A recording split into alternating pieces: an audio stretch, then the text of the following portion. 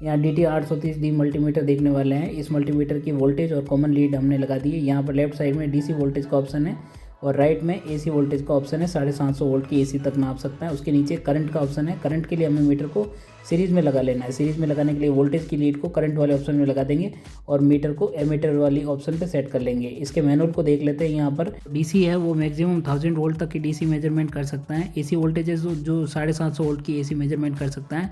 Current जो है 10 ampere maximum current इसकी मेजरमेंट कर सकता है फ्यूज लिमिटेड होने के कारण। और रेजिस्टेंस है जो कि 2 मेगा ओम तक रेजिस्टेंस मेजरमेंट कर सकता है। फिर ये डायोड टेस्टिंग का ऑप्शन है इसमें और एक कंटिन्यूटी का ऑप्शन है। कंटिन्यूटी के लिए इसमें एक बजर दे रखा है जो कि किसी वायर की कंटिन्यूटी में चेक कर सकते हैं। और फिर आता है ट्रांजिस्टर का ऑप्शन NPN और PNP के लिए इसके एक सॉकेट दे रखा है जिसमें HFE इसका आ जाएगा बीटा अगर चेक करना हो तो। फिर आता है टेम्परेचर मेजरमेंट इसमें -40 डिग्री सेंटीग्रेड से 1000 डिग्री तक है। और फिर एक स्क्वायर वेव आउटपुट का ऑप्शन है। टेम्परेचर के लिए एक सेंसर आता है जो कि इसके अलग से आता है वो लगा सकते हैं। फिर आते हैं हम मेजरमेंट कर लेते हैं। सबसे पहले AC मेजरमेंट कर लेते हैं।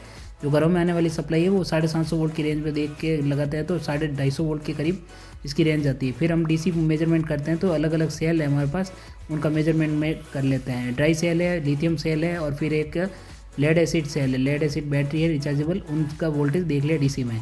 उसके बाद में एक लैपटॉप का चार्जर है, उसका भी आउटपुट हम देख लेते हैं। लगभग 20-22 वोल्ट होता है तो 20 वोल्ट पर रेंज अगर सेलेक्ट करके होगी तो ओवरलोड शो कर सकता है। तो रेंज बढ़ाते ही हमें इसका वोल्टेज प्रॉपर आ जाएगा। रेंज बढ़ा देंगे तो हमारे पास 20.1 वोल्टेज इसका प्रॉपर आउटपुट वोल्टेज DC जो शो करने लगे। उसके बाद हम रेजिस्टेंस मेजरमेंट कर लेते हैं। रेजिस्टेंस मेजरमेंट में हमारे पास 1000 ओम का एक रेजिस्टेंस है तो प्रॉपर इसकी वैल्यू आ रही है रेजिस्टेंस पे सेट करने पर। उसके बाद स्क्वायर वेव का आउटपुट का ऑप्शन है जो कि स्क्वायर वेव जो 50 हर्ट्ज की वो जनरेट करता है। उसके बाद में HFE है ट्रांजिस्टर का बीटा जिसको बोलते हैं। NPN ट्रांजिस्टर हमारे पास है तो उसको हम सॉकेट में लगा देंगे एमीटर बेस कलेक्टर के अकॉर्डिंग जो इसमें दे रखा है। और HFE करते इसका बीटा हमारे पास आ जाएगा डिस्प्ले पे।